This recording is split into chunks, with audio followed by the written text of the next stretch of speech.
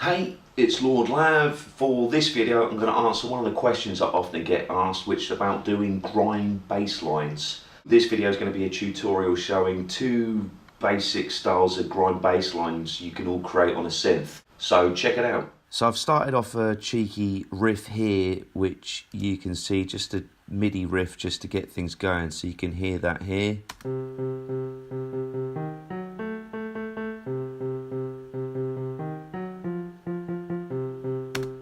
So it's nothing perfect, doesn't need to be, it's just so I can demonstrate what like the two bass lines I'm talking about, or two styles of bass lines that I'm talking about. So to add to that, I am going to add another software instrument, and I'm going to use, let's go down here to, let's go, right, so we're going to use the Logic's FM synthesizer as the first one. So this first synth is like a basic grime / garage type bass line. You hear it in a lot of like old school UK garage, and a lot of certainly a lot of grime has it too, but it's predicated on this here, which is what you would call a FM synthesizer or a frequency modulator synthesizer. So this is the frequency modulator synth, the FM synth. It's the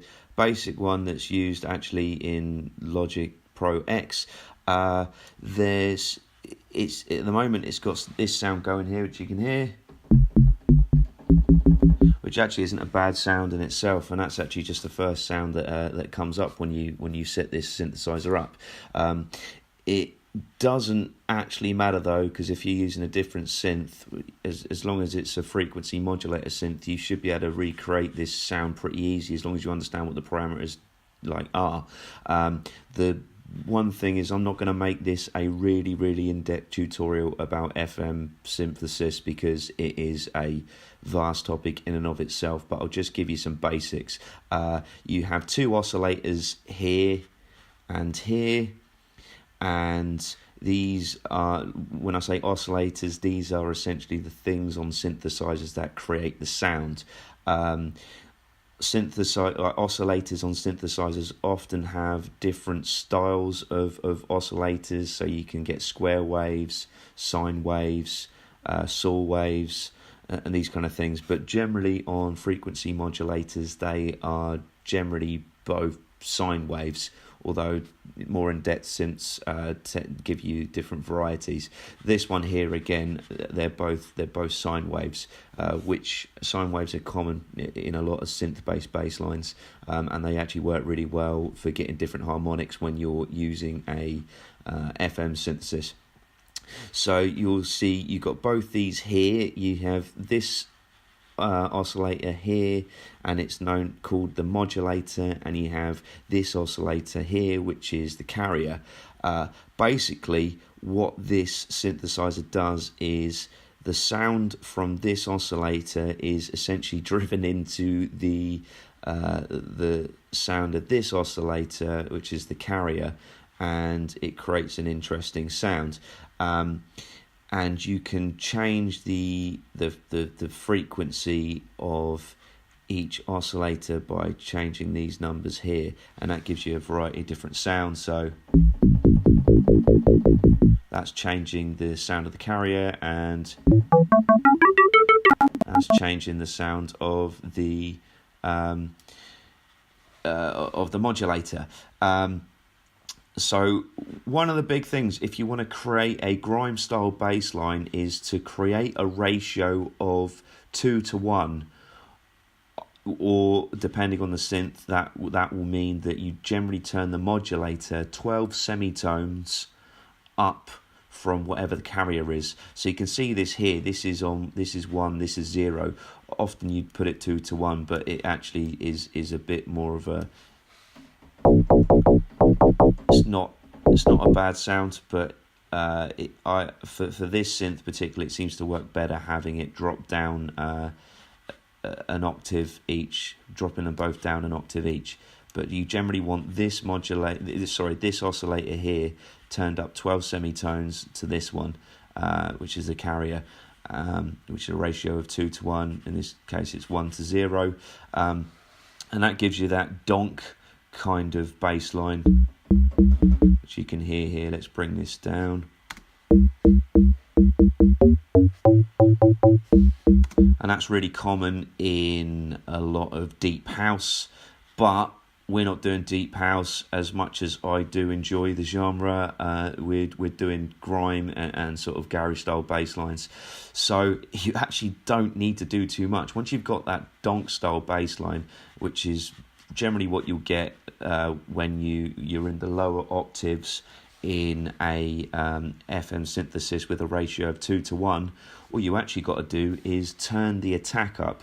What you've got here is you've got an envelope here which changes the attack, the density, the sustain, and the release of the modulator, which is this oscillator here, and you've got the same for the for the carrier here. So let's see how different it is when I turn up the attack, or essentially make a sort of slower attack with the with the sound we got playing here. So I'll just play it.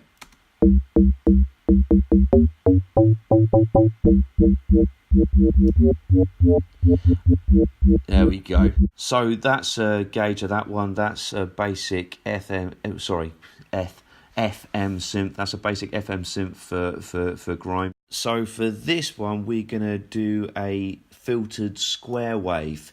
That's not what's going on here, and I know this synth, if you aren't used to dealing with synthesizers, this looks really crazy and complicated. There's actually not too much you need to concentrate on really for this. Like the FM synthesis or synthesizer I showed you, this one has oscillators as well, as they all do. There's actually 3 on this one, but we only need to worry about this oscillator here. We only need to worry about this envelope here. That was the thing I turned up earlier on the earlier synth to turn up the attack to get that sort of wubby sound, if that makes sense. And this time we're going to be using a filter as well. Now at the moment I've just set this up so it's just got a real basic sine wave sound, which you can hear like so. If we play the riff on there,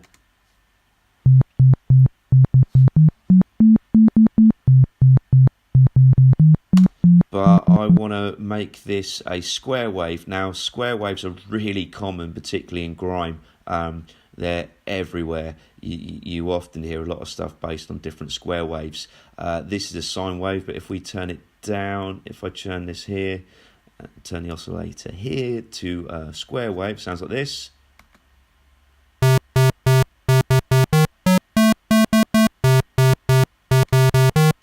Now that sounds appalling at the moment. It's got way too many highs in, and that's the difference between like a sine and a square. Is squares tend to contain a lot more high frequencies in there, and they got more of a sort of computer game quality to them. So there's a couple of things I can do. I can turn the attack up here on this one again, see what it sounds like.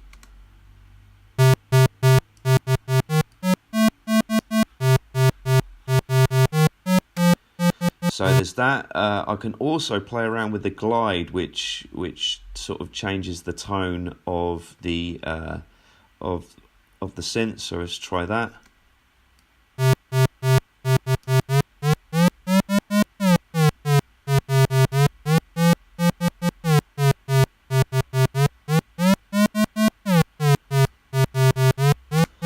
Now, if I add a filter to that, and I'm going to want, because it's got way too many highs in it at the moment, especially for it to be a bass line, there's too much going on with it. So we need to take out some of those high frequencies, so it's just got more of the bassy low frequencies, and that's where this section comes in here. We've got a filter. There's a few passes here. There's what they call a peak filter, a high pass filter. This is a low pass filter here, which is what I want to use, and this is the cutoff for it. So let's turn that on, and let's hear what it sounds like.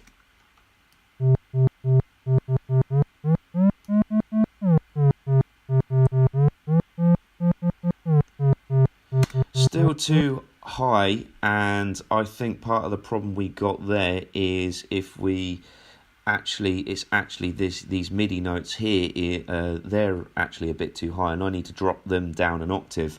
I could do it manually on this synth, but for the sake of an argument, I'm just going to drop the MIDI notes down. So here we go. Let's turn this up here. We got these notes here. I'm going to drop them down 12 semitones, so that's an octave, he says.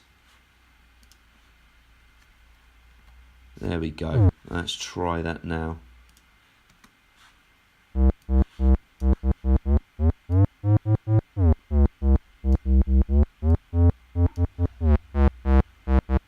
And turn the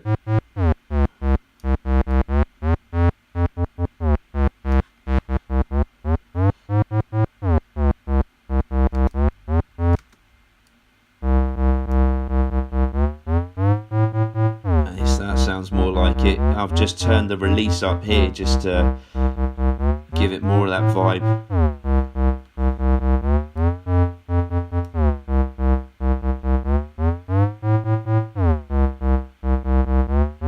So yeah, that's not too bad. I'm quite happy with that. Again, these are far from perfect, and a lot of this just comes down to a lot of experimentation on your part. But the basic things to remember with this second synth I'm showing you is you use a square wave for the oscillator.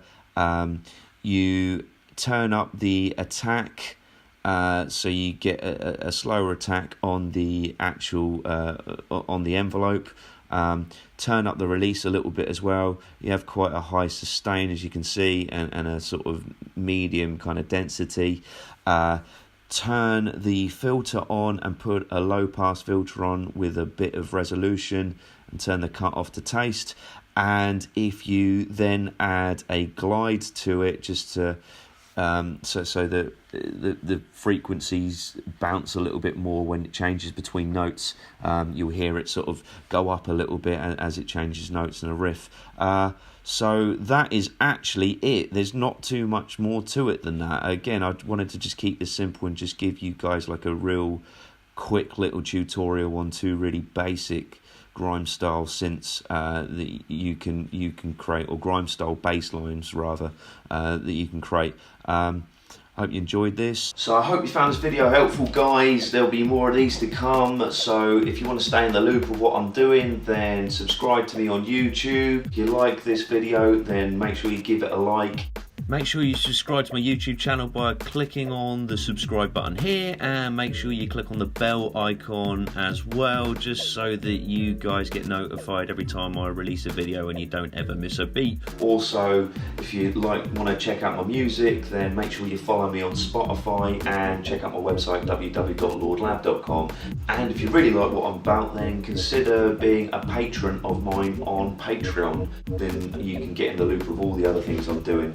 I've put a description to all those things in the bottom of the video, so make sure you go check that out. Have fun, keep making beats, try and keep it real in a post-truth world. Peace.